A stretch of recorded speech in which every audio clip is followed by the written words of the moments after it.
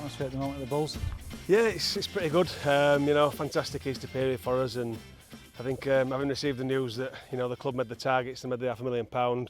I think club's been really upbeat, and I think more than anything, it's probably galvanised us as a squad and as a club with us fans and everything. So yeah, really positive attitude at the moment, and hopefully it can continue.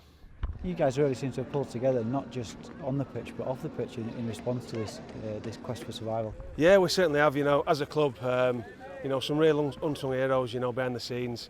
I think everybody in office has been working non-stop. Some of the people probably didn't sleep for like 10 days. I think they were just constantly working, grafting, trying to get as much done with they could with this pledge. And I think it's all paid off. The hard work's paid off, and they all need a massive pat on the back for everything that they've done.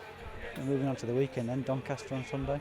Yeah, Doncaster, don't know much about them really. We'll do some video footage coming up to the game. I've spoke to a couple of my mates who play in Championship, and they said they've got some decent individuals, and it's not going to be easy. All Challenge Cup games are pretty tough and really physical, and obviously it's a one-off game, and for some of the Championship sides it's like their Wembley, so to speak. So it's going to be a big challenge for us, especially backing up after Easter.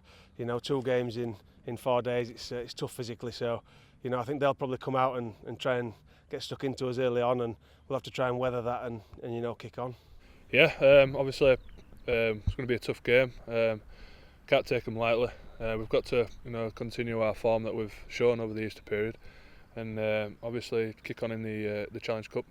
I think it's a fantastic competition, and having played in a couple of grand finals now, and I've not managed to play in the Challenge Cup final, and my dad managed to do that with Leeds back in late 60s, early 70s. He managed to play in 2 or 3, so it'd be nice for me personally, to get a good run in a Challenge Cup and hopefully make a final one day, and it's one of my personal goals.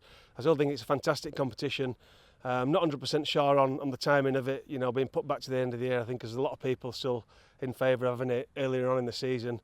It's hard to peak for one final and then a couple of months later having to peak for another.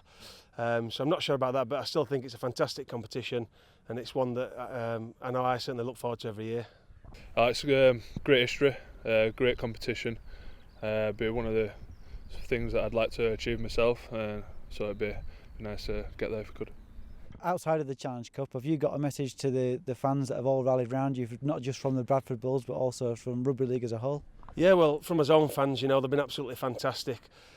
Going off their own backs, doing fundraising things, and turning out in force to all the games, and they have been absolutely fantastic. So on behalf of the players, I'd like to express a massive thank you to all the fans, and like you said, just the fans across the board in Rugby League in general. I think it just shows how highly thought after Bradford are as a club. We were taking pledges in office, some of the players, and there were people calling up from Wales and all over the place, wanting to just pledge a little bit of money, and it just shows, how great the Rugby League community is. I don't think you get that in many other sports, people ringing up to support one team, and I just thought it was absolutely fantastic. And like I say, I'd like to take this chance on behalf of players. I'd just like to thank all the fans, Bradford and everywhere else for the massive support that they've given us.